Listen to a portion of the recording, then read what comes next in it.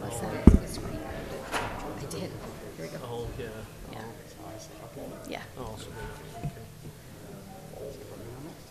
Yeah.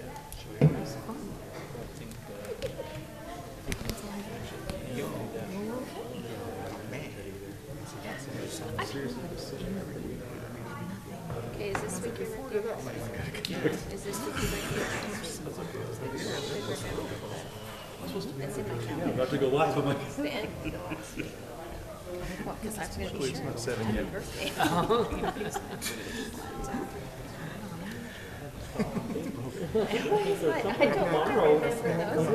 Right. That's what What kind of cheap stuff did we have? I wish the city council would approve some fun.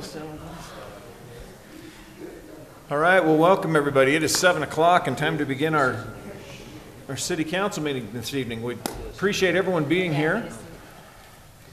If you're here to speak tonight at our citizen comment period, there's forms out there on the podium. If you can grab those and submit them over here to Wendy. We will begin our meeting tonight and turn the time over to Councilmember Thompson for our opening ceremony.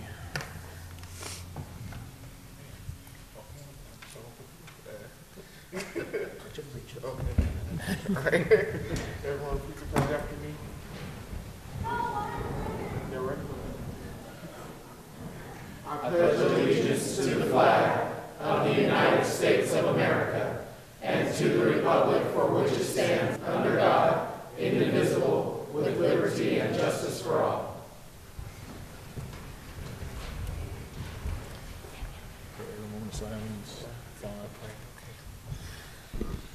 Bow our heads in prayer, please.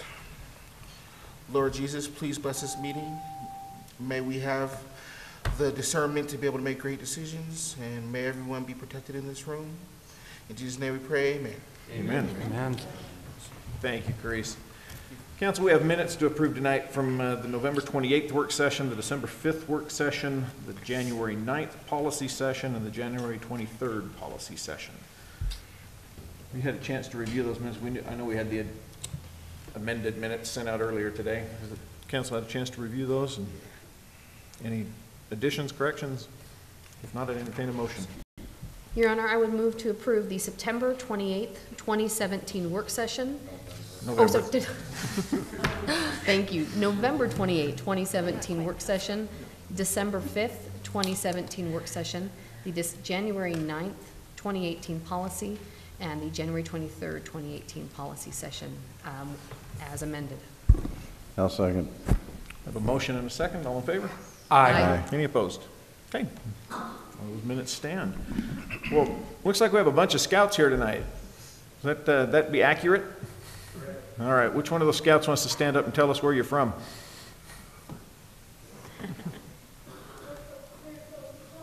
Well, I hope so, because it would be the first time we got Layton scouts in here.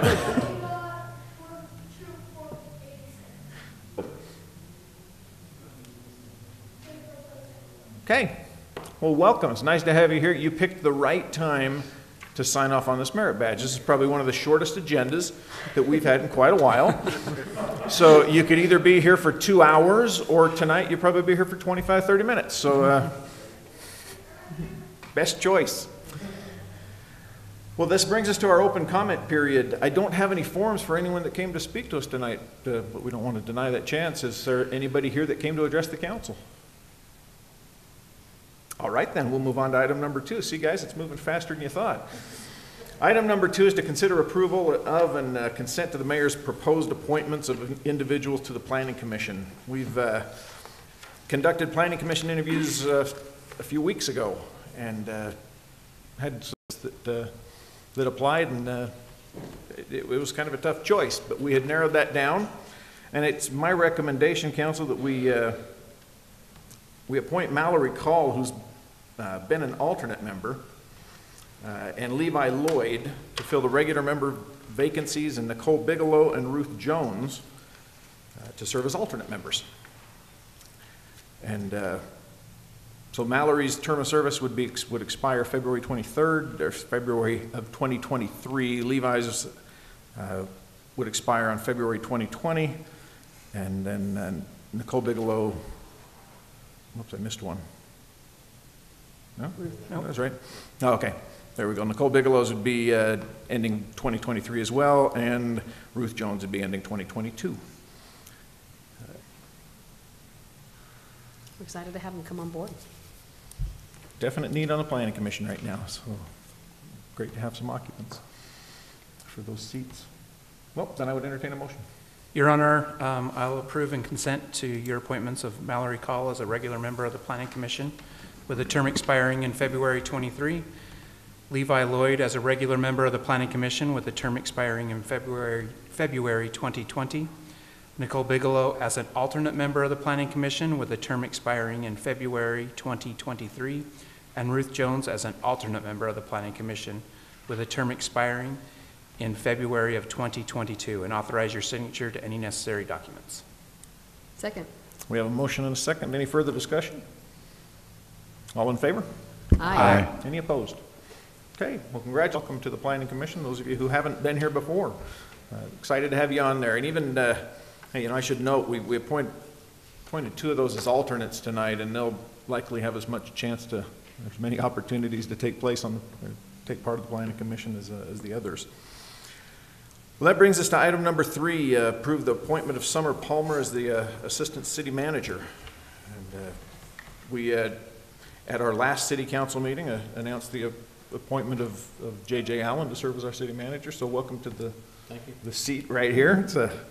It's been a couple of fun weeks.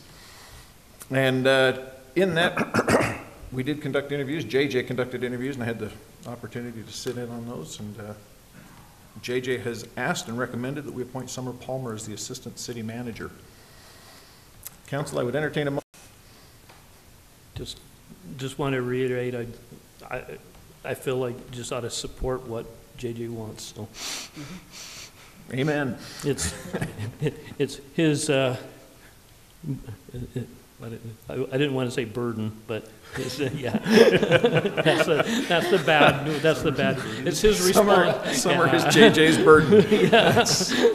Well, we apologize, Summer. It's his Vern said it. Let me say it differently. It's his responsibility to staff the city the way he feels best to meet the needs of the city. So, not the individual is a burden, but the decision is a burden. Okay. That almost sounded like a motion, but not quite. Yeah. Yeah. So, but yeah, I guess I could say I move to approve the Summer as Assistant City Manager. Second. We have a motion and a second. Any further discussion? All in favor? Aye. Any opposed? Wonderful. That is unanimous. So our next item then would be to approve the appointment of Spencer Brimley as the Community Development Director. JJ, you want to kind of just give us a little idea as to what you did? Yeah, I'm happy to. So with the appointment of Summer as Assistant City Manager, she had been previously serving as the Administrative Services Director. She'll be bringing with her some of those responsibilities that she had had previously, not all, but some, and she's received some additional responsibilities in the role of assistant. And so that lent itself to some reorganization, especially among the executive team. The position of Community Field's org chart, so we're basically reinstituting that position, and Spencer was really the only choice, the natural choice to promote into that role. He's served well as our Development Services Manager for a couple of years, and now as Community Development Director assumes all of the responsibility for everything that it is community development. That's not just planning and zoning, but building, permitting, business licensing, all of the customer service center now, which includes not just business licensing and permitting, but everything you do at the front counter, utility billing, and some police reports and such. So that'll all fall under community development now. Very good. Motion. Councilmember Thompson, move to approve the city manager's appointment of Spencer Brimley as the Community Development Director. Second. Motion and a second. Any further discussion? Okay, all in favor? Aye. Any opposed? That is unanimous as well. Well, that brings us to item number 5, which is our financial update. Turn the time over to Rich to bring us up to speed.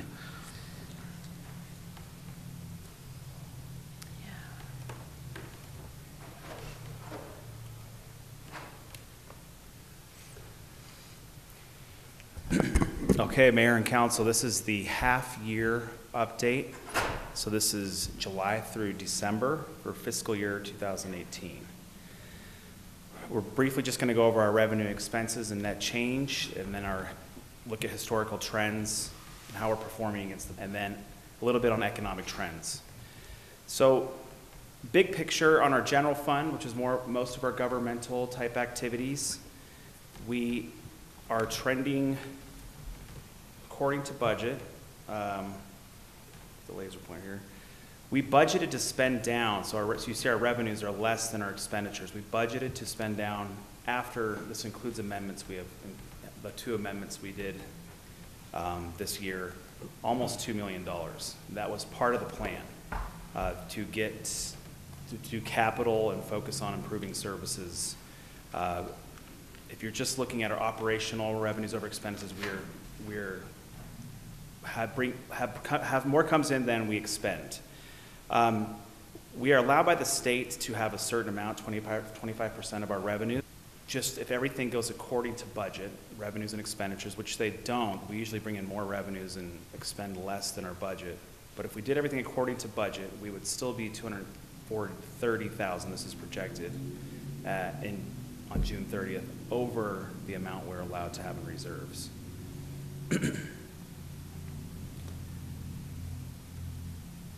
Then just breaking down revenues individually, our taxes, sales taxes coming in much better than we had anticipated in the budget. We're at 7% higher than last year, which was, as you can see here, the trend of just 2 years ago. It's almost 700,000 more just for the half of the year than 2 years ago. This is 144,000 higher than last year. Other revenue categories, they're a little below budget, but sales tax is by far our largest source of revenues for the city. So but overall, we're at 51% on our revenues.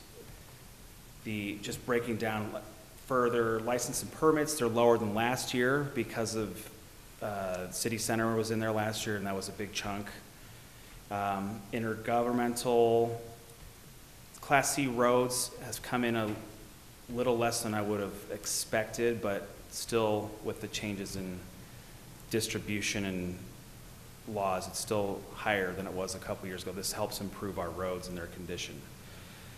Then in charges for services, this was another surprise. We knew that there was a change in legislation last year, but we didn't know the monetary impact when monies came to the city from number of lines to call volume. This has resulted in about 8,000 extra dollars per month, or 95,000 more per year in E911 monies. So it's nice to have actual data. We just didn't know what it was, how it was going to impact us before. And fines and forfeitures, you can see, is higher than the last couple years, but we did budget higher. So just projecting with 7 months of data, we're going to be about 75,000 lower than our budget on fines and forfeitures. And then looking at all funds, all expenditures, everything's tracking according to budget. We're 50% of the year, and all these categories are under 50%. Capital outlay, we've spent a lot more, 2.1 than the prior year, but that was part of the plan on capital. And then this is a very summarized version of what was included in the packet. There's a breakdown of by division of each thing, and the public is welcome to get that if they're interested. This is just very summary data. Then just looking at our other funds that are not the general fund, CDR revenues, those all come in at once, so we're anticipating that in the third quarter. Water revenues, July through September, water consumption was higher despite a slight increase, but then was lower year over year, October to December. So it ended, we're tracking lower than last year, even though there's a higher rate. than a slightly higher rate than the prior year. These also impact with with reduction or impact fees, our revenues are coming in lower there.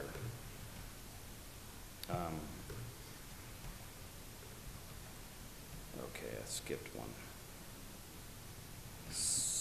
Same thing here, just operational or fine in all our enterprise funds, but we have anticipated and budgeted to do capital projects. That's why all these are planning to spend down balances. Storm revenues coming in a little less than we'd anticipated, so something I'll be watching. But it's just a little bit. So just moving on to the economy. National economy, one thing just to look at, it may affect us, just wages here, but this is one of the key metrics that the Fed looks at for inflation, is the increase in, and over the last 10 years, it's been 2.4%, but January it popped up to 2.9%. So the highest it's been since 2009. Then looking closer just in the Utah economy, this is the cost of goods, the CPI. Blue is the United States average, and then green is Utah. So Utah's higher based off Zions Bank's forecast of 3.3% for CPI. So does that mean it's more expensive to live in Utah, or what? It's become more expensive here than the national average. But at the same time, there's been, I'll just get to that. We have higher wage growth. So yeah, here, strongest year-over-year employment growth, 2.8%, double the national average. And the growth has been broad-based across all sectors. So very diversified economy. The only sector that lost jobs was mining and natural resources. And then just looking at by county, the darker the county, the higher the employment growth. So Davis was one of the higher counties. In these lighter counties, there was a loss. So, and then just, I won't go through all of these, but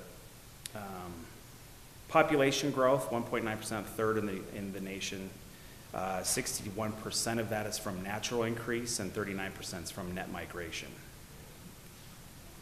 Lastly, the Clearfield economy. This is our best piece of data to measure how Clearfield is doing. It has been percent. This is just comparing July, August, September, year over year. So 17% increase over last year. And let's see, and that's December projected. So I actually was conservative on December. We don't have December yet. So it could actually be higher. And then October, November, December, same thing. And then the growth in point of sale has been 17% in Clearfield. In the state, it's been 8.4%. So the growth in Clearfield point of sale has been higher than the state average, almost double in percentage-wise. Do you have a perception of what's happening in Clearfield now? Is it some? I don't. People are spending more money in Clearfield. I don't. The only thing that's hard to measure and just the changes in online sales affected the equation for Clearfield. We could have benefited from more than other places in Utah. That's the only thing I can think of. It is something I'd like to devote more time to. Mm-hmm. But yeah, I don't have a Yeah, whatever it is, we want to do it more. Yeah. Yeah. Maybe we're selling more used cars than we have in the past. Yeah, maybe that could be, yeah.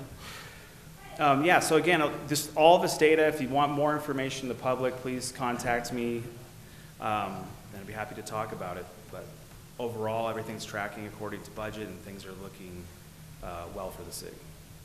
Any questions? Okay, thank you. Excellent. Thank you, Rich. We're not wealthy yet, but we're healthy. Good to know that we're doing well.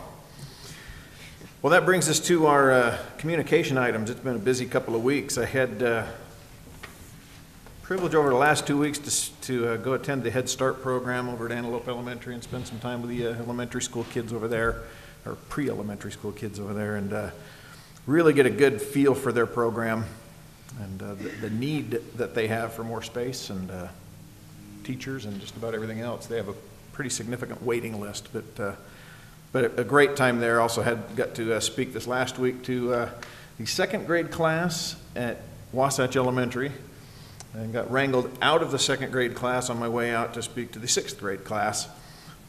Second grade class, we talked about economic development, which is really hard to do to 8-year-olds.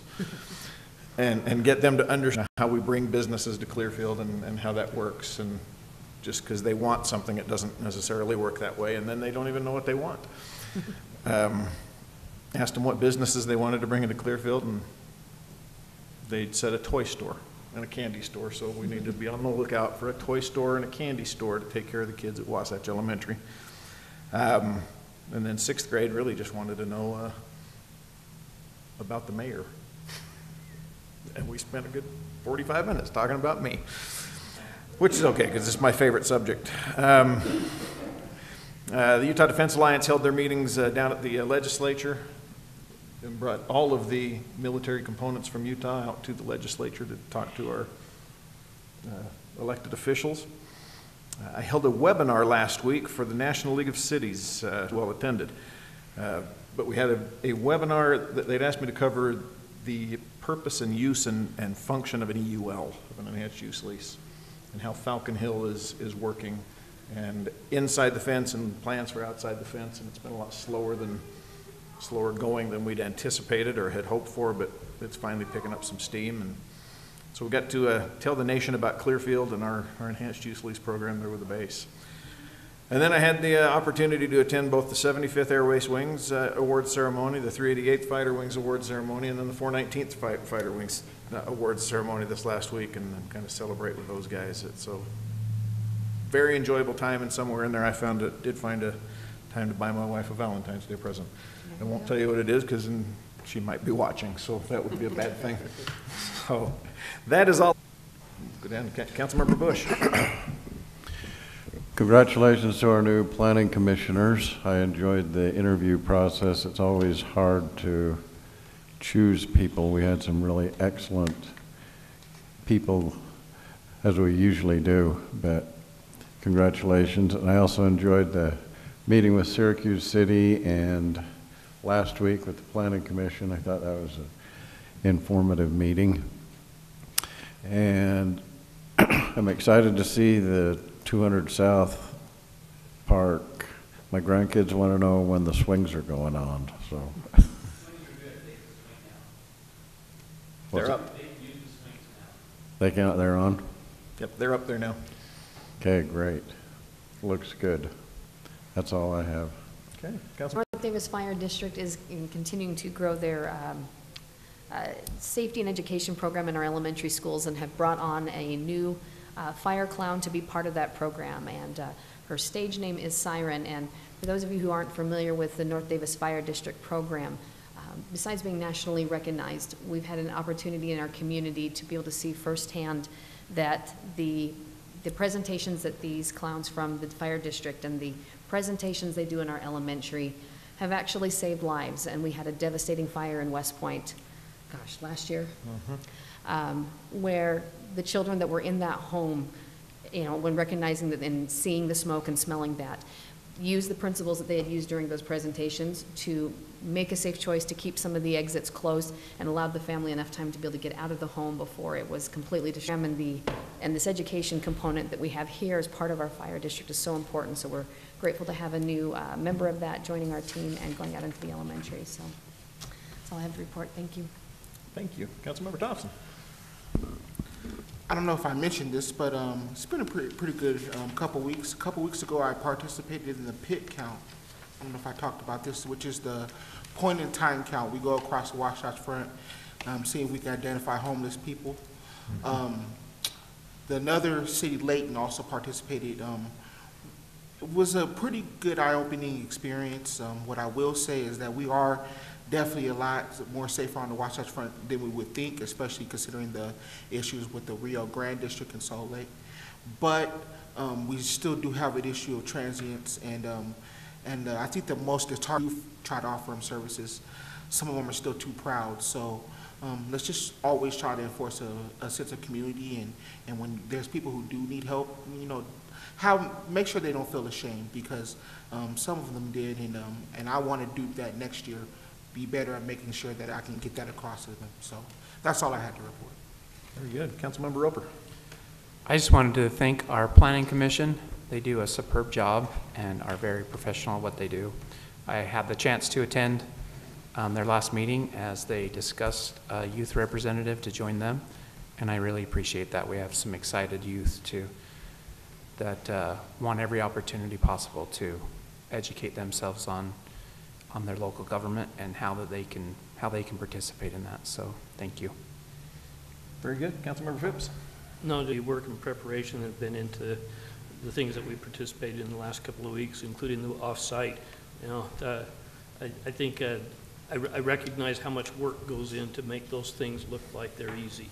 And so clearly, especially the off-site, well thought out, well organized, good effective use of our time, so I appreciate that.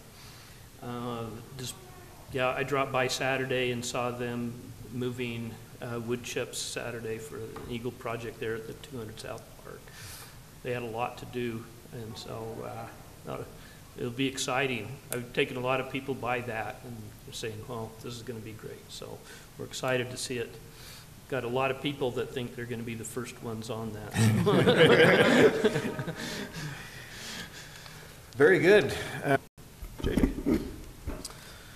Well, we're settling into our new roles, myself, Summer, Spencer, so be patient with us as we do. But things are going well so far. I agree with Vern's comment about the retreat. I think it was really successful, and it feels like forever ago, but it was just a week and a half. I appreciate your input about monthly reports. We will resume those in March, and we're going to try to consolidate things a little bit more, be a little bit more concise in those. My highlight from my first week as city manager was lunch with the mayor, where the school kids wanted to know how to fire the mayor. Not all of them, just one. Just one in particular, yeah. I thought we'd finished Did they with want this to be the topic. mayor? No, they just wanted to fire him. And the girl felt so embarrassed afterwards. She was persistent in her questioning, though. She was. That was great. But I do have a nice sign in my office, the little handwritten, the I am sign that says, I am not going to fire the mayor. On a serious note, next week begin our budget meetings on a staff level as we prepare the draft budget. And so we will be looking toward future meetings with the city council to present what we come up with as we begin to crunch those numbers. We're also watching carefully some of the bills up at the Capitol, and you've been aware of some of our concerns there with a few of those bills. And lastly, the only other thing I wanted to report is that the CRA for lifetime products is in process. We had good meetings with the county, and so we will begin the actual process of preparing that project area, bringing it to the council and to the CDRA board for consideration, and then to the other taxing entities. That's all I have. Very good. Other staff reports. Eric.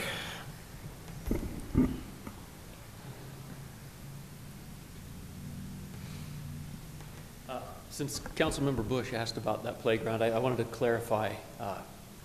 We also mentioned that there was a lot of wood chips brought in. There were 3 semi-truckloads worth of wood chips for that playground. We're still about half a load short. So the whole playground's not open, but the swings, all the swings are available. And the gravity rail isn't. It has been tried and tested, however. So the first is done. It wasn't me. But it will be loads on Friday for both that and Center, the playground on Center Street. So by Monday, both of those playgrounds should be open. Fantastic. But I wanted to clarify because you had asked that question. The whole playground's not open, but the swings are safe to use. So is there going to be more work done to spread wood chips? Is that, or do you need help? I guess that's. Well, it depends on when the load gets here. They're both supposed to be here on Friday. If they're early enough in the day, we'll probably have them done by the end of the day. We'd like to make it open and available for use as soon as possible. But without the safety surfacing underneath, we didn't feel like there were a couple of items we didn't want to make usable until they were safe. So Sure.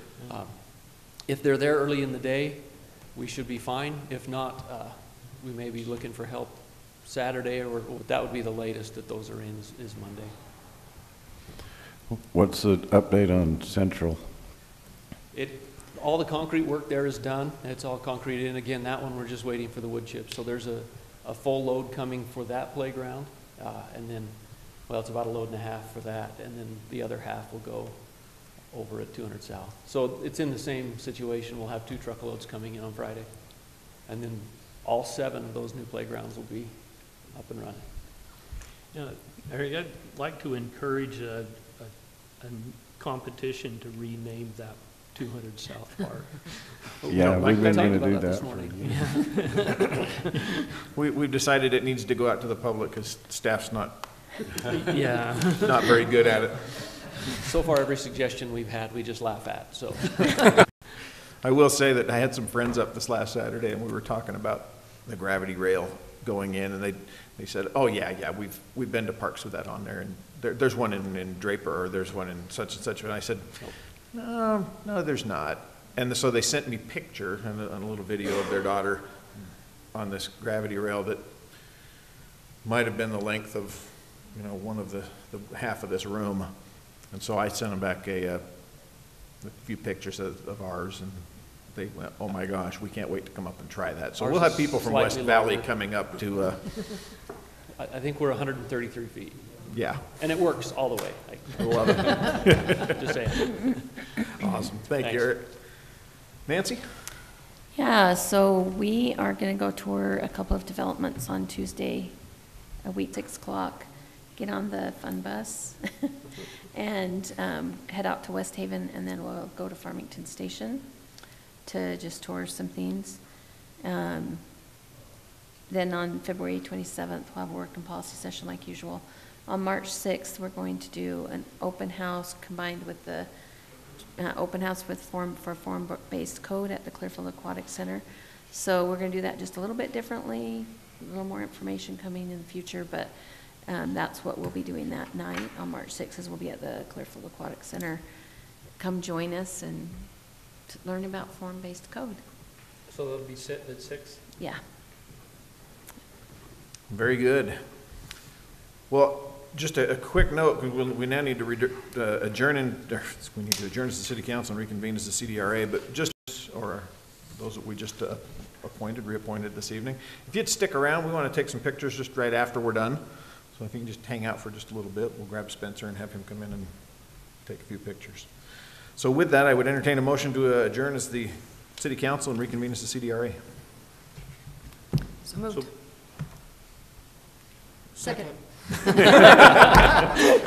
we go. We have a motion and a couple of motions and a couple of seconds. We need buzzers. All in favor? Aye. Any opposed?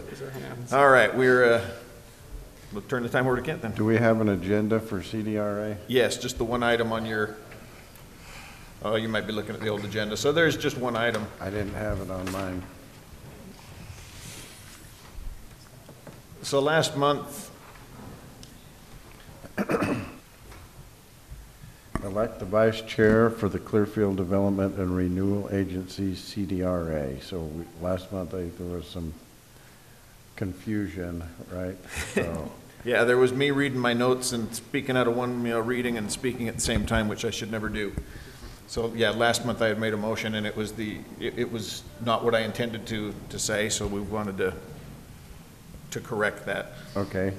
So I am moving that we approve Vern Phipps as the vice chair for the CDRA board.